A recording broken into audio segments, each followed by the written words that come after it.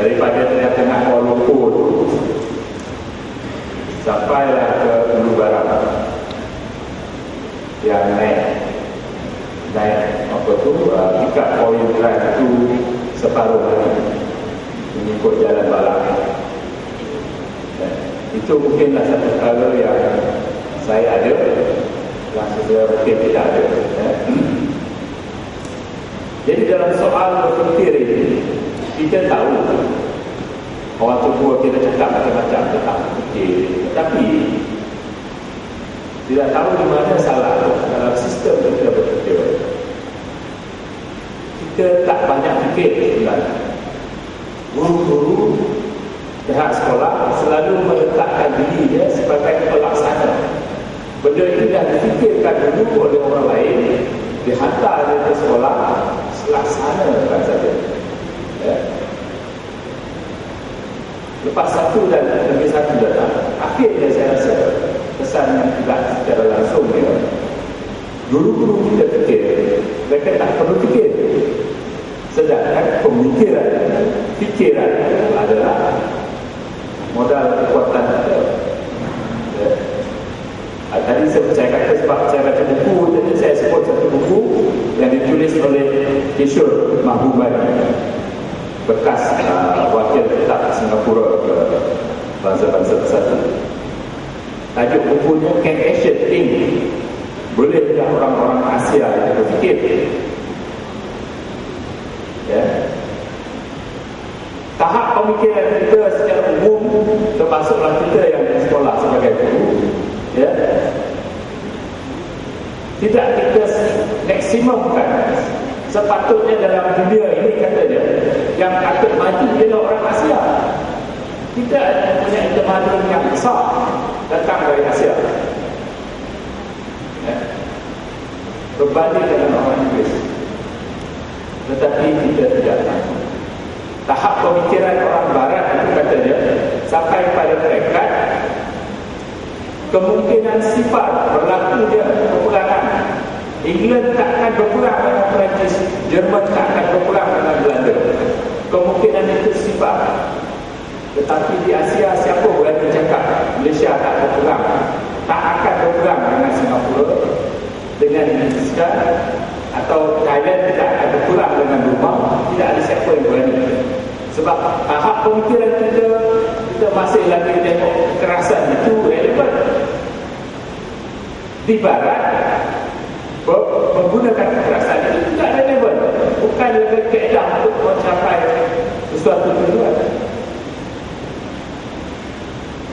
Sebab itu bila Gus Dur cerita banyak, rakan-rakan panel bercerita, saya pun nak cerita.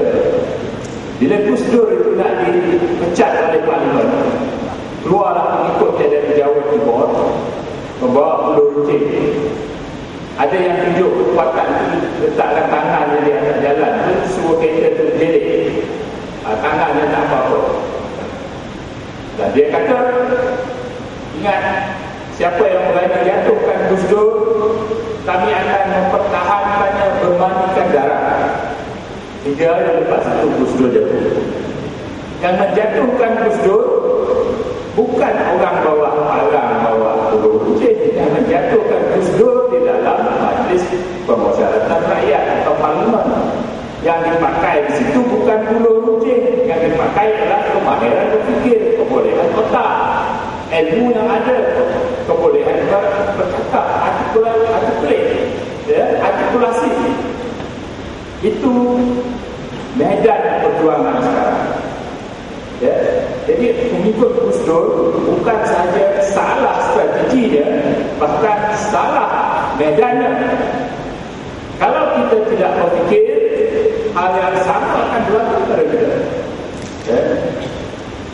Tapi dalam hal ini saya selalu mengingatkan diri saya, guru adalah victim. Mangsa bukan the culprit. Bukanlah guru penyebab. Saya tak tahu mengapa sistem ini sehingga keluarlah pandangan-pandangan yang saya fikir tak patut dikeluarkan oleh guru, bahkan oleh ketua.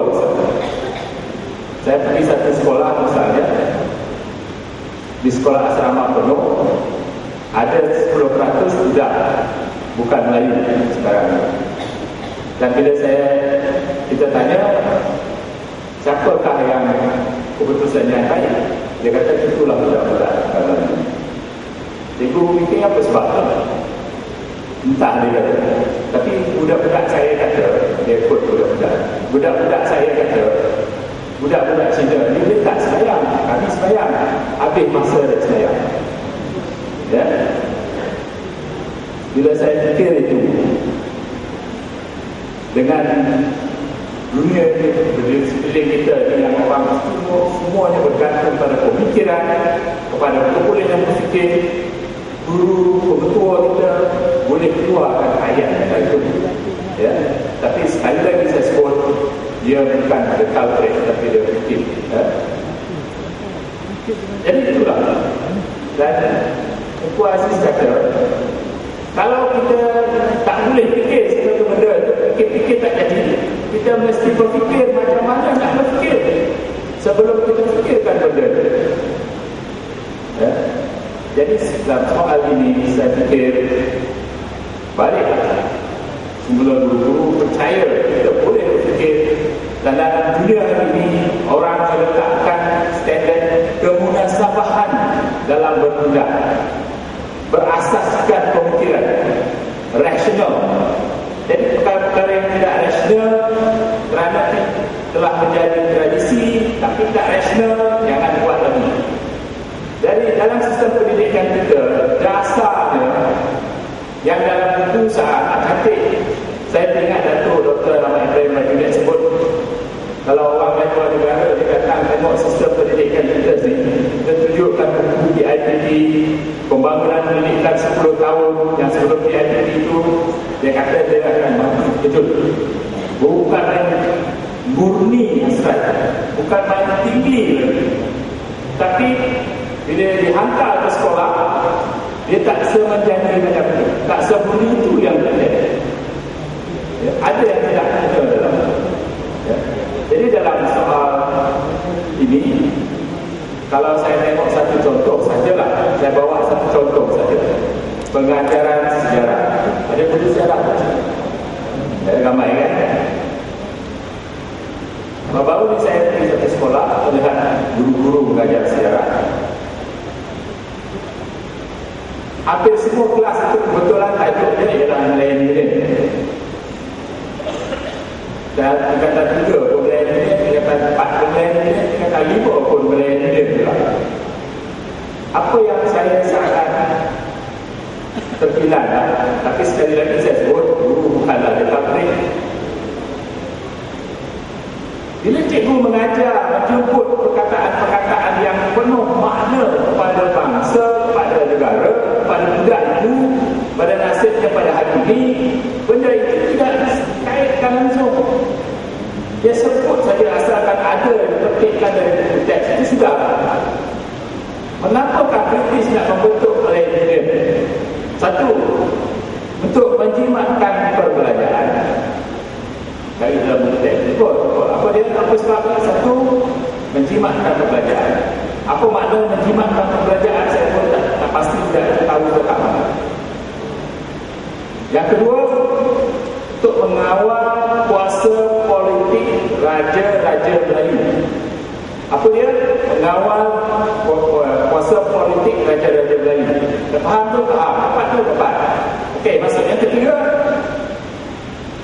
nak menyatukan negara-negara Islam dalam, ada 3 kan, negara bersekutu dan negeri bersekutu dan bukan bersekutu, tidak satukan. Semua dapat. Dan cikgu fikir habislah dia kerja dia. Bagi kita, kalau dia tak lihat benda itu dari sudut apa yang dia ada ini, ya, apakah faedahnya belajar sejarah? Ya. Dalam satu seminar saya tanya guru sejarah itu mengajar berapa tahun? Dia kata 10 tahun. Ibu cuba sebut objektif, sebut 2-3 objektif pengajaran sejarah. Dia tak sebut. Sebab dalam pengajaran sejarah, dalam pengajaran guru-guru secara keseluruhannya, sukatan pelajaran itu bukanlah penting sangat.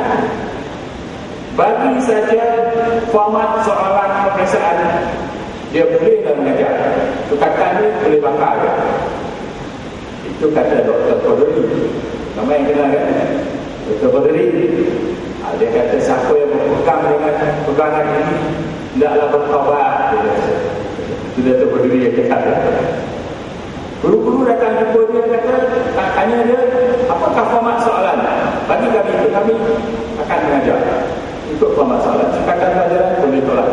Tapi dalam singkatan pelajaran itu yang penting pada saya, pada kami, pada sistem ini, pada negara ini, pada bangsa ini, ialah tujuannya, matlamatnya, objektifnya. Kita tak akan masukkan sesuatu mata pelajaran itu mudah-mudah saja dalam sistem pendidikan kita kalau tak ada gunanya pada bangsa ini. Itu mantan Perdana Menteri kata ajar sejarah di sekolah rendah. Itu kehendak datang dari satu pihak dalam rakyat, satu pihak dalam negara ini, bahawa ada kepentingan pembelajaran sejarah kepada pembinaan negara bangsa akan datang. Dan ada ketidakpercayaan dalam hal itu. Tetapi kalau cikgu kita mengajar seperti yang saya kata tadi, kita bawa pun sejarah ke tahun 1 ke sekolah rendah, saya tidak fikir akan ada perubahan besar. Kalau masih jadi guru fikir cari isi penting dalam buku, tuliskan diri dalam buku, tulis, dan itulah yang akan keluar dalam peperiksaan. Tak relevan langsung pelajaran sejarah. Pelajaran sejarah itu cukup baca ada 10 ke 11. Objektifnya satu yang paling besar sekali adalah mendapat manfaat dalam sejarah, membina nilai, sistem nilai, membina patriotisme. Itu tak saya sebutlah, membangunkan semangat patriotisme memang ada dalam sejarah. Tapi kalau kita letakkan dokumen itu, letak saja di situ, dan kita masuk ke kelas, kita mengajar budak kita dengan pegangan yang lain, dengan kepercayaan yang lain, dengan yang semuanya itu kalau kita dengar sangat ringkas, sangat simple, ya, akhirnya kita akan lihat diri kita juga bukanlah orang penting dalam sistem. Ya, lepas itu kita maupun kebuduh. Ya, kita ada hampir 400,000 guru sekarang, sangat besar. Tahun lalu 34 ke 35 orang guru, 34 ke 35 ribu orang guru dinaikkan pangkat dalam semua jenis kenaikan pangkat. Saya tahu ini sebab KSN disebut. Bila disebut? Dia sebut bila dia komplain dengan KPPN. Anaknya lepas PMR tahun lalu, tak nak pergi sekolah. Anak KSN, betul saudara-saudara. Dia kata apa tak nak pergi sekolah, cikgu tak mengajar. Apa program cikgu buat? Ada apa program? Dia pergi di Damansara, dia pergi ke sekolah. Dia tengok betul ada 3-4 orang muda dan tak ada apa program. Dia telefon, dia cakap dengan Datuk Clara, apa lagi cikgu tak?